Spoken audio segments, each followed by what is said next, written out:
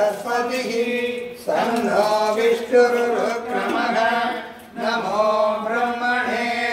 नमस्ते वायो त्वमेव प्रत्यक्षं ब्रह्मासि त्वामेव प्रत्यक्षं ब्रह्म वदिष्यामि ऋतं वदिष्यामि सत्यं वदिष्यामि तन्मामवतु तद्भक्तारमवतु अवतु माम् अवतु भक्तारम् ॐ शान्ति शान्ति शान्ति श्रीक्षाम्याख्या श्यामः वर्णस्वरः मात्राबलं समसंसन्दः इत्युक्तसीक्षाध्यायः सहनायशः सहनौ ब्रह्मवक्षसम् अतः हिताया उपनिषदं व्याख्यास्यामः पञ्चस्वतीकरणेषु अतिलोकमधिज्योतिषमधिविद्यमधिप्रथमध्यात्मं महामहासंहिता इत्यादक्षते अनादिलोकसन्धानम् इत्यदिलोकम् अनादिज्योतिषम् अग्निपूर्वरूपम् आदित्य उत्तररूपम् आपसन्धिः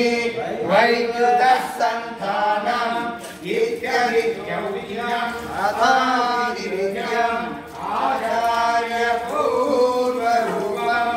अन्ते वायुत्तररूपम् विद्यासन्धिः प्रवचनगुं सन्धानम् इत्यदिविद्यम् अथादित्रयम् पूर्वरूपम् विदोत्तररूपम् प्रजासन्धिः प्रजननगुं सन्धानम् इत्यदिप्रजम् अथाध्यात्मम् उत्तराहनपूर्वरूपम् उत्तराहनरुत्तररूपम् वाक्सन्धिः जिह्वासन्धानम् इत्यध्यात्मम् इति महामहासंहिताः एवमेतामहासंहिता व्याख्याता वेदा सन्धीयते प्रजया पशुभिः ब्रह्मवक्षसेन अन्नाख्येन सुवर्गेण लोकेन छन्दसां वृषभो विश्वरूपः छन्दोऽव्यो अमृतात् सम्बभूव समेन्द्रो वेगया शृणोतु अमृतस्य देवदारणो भूयासं शरीरं मे विसर्षणं जिह्वा मे मधुमत्तमा विश्रुवं ब्रह्मण कोशोऽसि श्रुतं मे गोपाय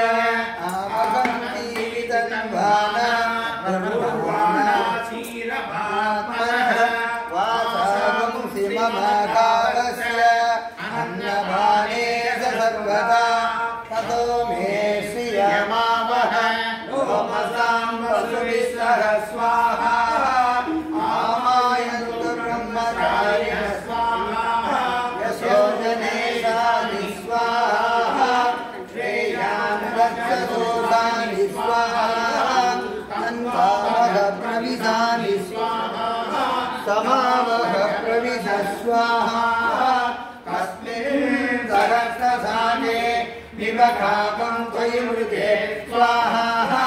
यथा प्रवतायन्ति यथा मास्तारमज्जलम् एवं मां ब्रह्मचारिणः दातरायन्तु सर्वतः स्वाहा प्रतिवेशोऽसि प्रमावानि प्रमावत्यस्म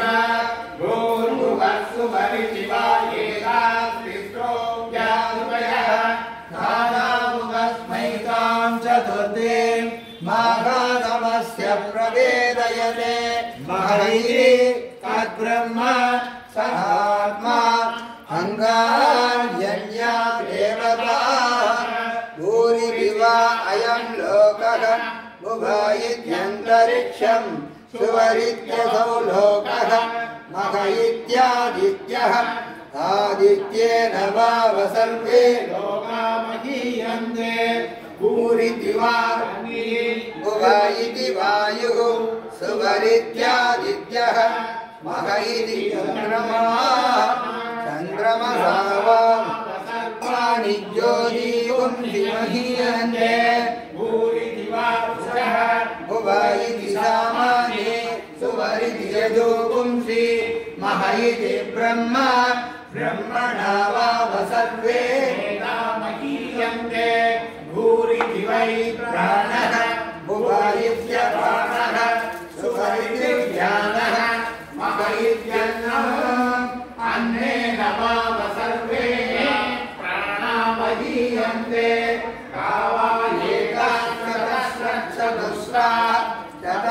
चतस्रो व्याहृतयः तायो वेद स वेद ब्रह्म सर्वे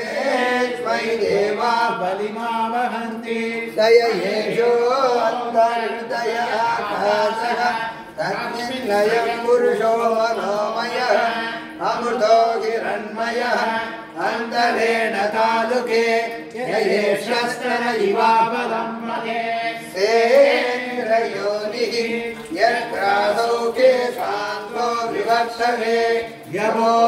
यमोह्यशीर्षकबाले भूरित्यग्नौ प्रतिष्ठति भुवरिति वायो सुवरित्यादित्ये मह इति ब्रह्मणि आप्नोति स्वराज्यम् आप्नोति मनसस्पतिं वाक्पतिश्चक्षुष्पतिः श्रोत्रमतिर्विज्ञानमतिः एतत्ततो भवति आकाशशरीरं ब्रह्म तस्यात्मप्राणानां मनः आनन्दं शान्तिसमृद्धममृतम् इति प्राचीनयोग्योपास्व पृथिव्यन्तरिक्षं द्यौदिशो वान्तरदिशाः अग्निर्वायुरादिश्च चन्द्रमा नक्षत्राणि आपवोषधयो वनस्पतय आकाश आत्मा इत्यधिभूतम् अध्यात्मं प्राणो ज्ञानो मानवुदानः समानः चक्षुषो ब्रह्मणो वाक्पत्तमभावं सद्बुद्धावास्ति मञ्चा वेदननिदाय शिरवोचते पाङ्गं वा इदं सर्वं पान्तेनैव पान्तं तत्स्पृणोतीति ओमिति ब्रह्म ओमिति इदं सर्वम् ओमित्येतदनुद्गतमतयो श्रावयन्ति ओमिति सामानि गायन्ति ओपुंसोमिति शस्त्राणि सपुंसन्ति ओमित्यद्वज्रप्रतिगलं प्रतिगृह्णाति ओमिति ब्रह्मा प्रसौति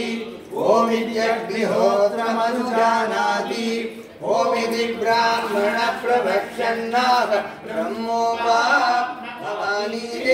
ब्रह्मैवोपानोति हृदयं स्वाध्याय प्रवचने च सत्यं च स्वाध्याय प्रवचने च तपस्य स्वाध्याय प्रवचने च तमस्य स्वाध्याय प्रवचने च समस्य स्वाध्याय प्रवचने च अग्नेयस्य स्वाध्याय प्रवचने च अग्निहोत्रं च स्वाध्याय प्रवचने च अग्नेयस्य स्वाध्याय प्रवचने च मानुषं च स्वाध्याय प्रवचने च प्रजा च स्वाध्याय प्रवचने च स्वाध्याय प्रवचने च प्रजापतिश्च स्वाध्याय प्रवचने च सत्यमिति सत्यवसारादीतरः ततो नित्यमो ऋषिः स्वाध्याय प्रवचने ये वेदिनाहो मौद्गल्यः तद्दिनवः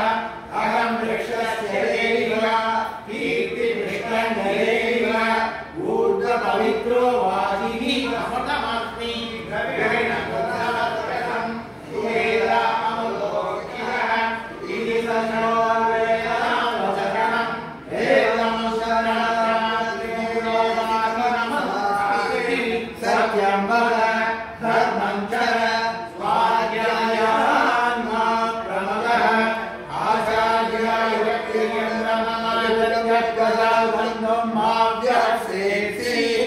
सत्यान्न प्रमदितव्यं धर्मान्न प्रमदितव्यं कुशलान्न प्रमदितव्यं बुद्धैः प्रमदितव्यं स्वाध्याय प्रवचनाभ्यान्न प्रमदितव्यं देवऋषिकार्याभ्यान्न प्रमदितव्यं मातुदेवो भव पितृदेवो भव आचार्यदेवो भव अतिथिदेवो भव यान्यनवत्सानि कर्माणि तानि सेवितव्यानि नोइतराणि यान्यस्माकं सुचरितानि तानि तयोपास्यानि नोगितराणि एके शास्त्रश्रेया पुंसो ब्राह्मणाः तेषां त्वया धनेन प्रस्वरितव्यं श्रद्धया देयम् अश्रद्धया देयं श्रिया देयं क्रिया देयं धिया देयं संविदा देयं अथ यदि ते कर्म विचिकित्सा वा वृत्तचिकित्सा स्यात् ब्राह्मणाः सम्मर्शिनः युक्ताः युक्ताः अनुक्षा धर्मकामाः स्युः यदा ते तदा तत्र वर्धेताः अदात्याख्यातेषु ब्राह्मणाः सम्मर्शिनः युक्ताः युक्ताः अनुक्षा धर्मकामाः स्युः यदा ते तेषु वर्धेरन् तथा तेषु वर्धेताः एष उपदेशः एषा वेदोपनिषद् एतदनुशासनम् एवमुपासितव्यम् एवमुपैतुमात्यम् तन्नो मित्रः संवरुणः तन्नो भवत्वर्यमा तन्नो मित्रो बृहस्पतिः तन्नो विष्णुरुद्रमः नमो ब्रह्मणे नमस्ते वायो त्वमेव प्रत्यक्षं ब्रह्मासि त्वमेव प्रत्यक्षं ब्रह्मावादिशं धर्मवादिशं सत्यवादिशं धर्मवादीत् तद्भक्तारवादीत् आवेदान् आवेद्भक्तान् ॐ शान्ति शान्ति शान्तिः सहना भवतु सहनौ भुनक्तु सह वीर्यं करवावहै तेनावधीतमस्तु मा विद्विषावहै ॐ शान्ति शान्ति शान्तिः यस्य स्मृत्याच नमोऽत्यातव यज्ञक्रियादशो यूनं सम्पूर्णतां यातु सत्यो वन्दे तमच्युतम् इति विदो निलयो निर्विष्णुसेवितः वाक्यज्ञेनार्चितो देवप्रियतां मे जनार्दनः श्रीजनार्दनः प्रियतां वेदाक्षराणि यावन्ति पठितानि विदादिभिः तावन्ति हरिनामानि कीर्तितानि न संशयः वेदमेव जपे नित्यं यदा कालमतन्द्रतः नक्ययावु परं धर्म उपधर्मो शेषाणां कृष्णानुस्मरणं परं स्वरमात्राविहीनं पदाक्षरविवर्जितं न्यूनातिरिक्तं यत्किञ्चिद्रावेद्येवेदुदीरयेत् आदित्येवेद्यतो न गुणमाप्याय हरिभो वर्तमानः यदा तो कृत्यो महिभो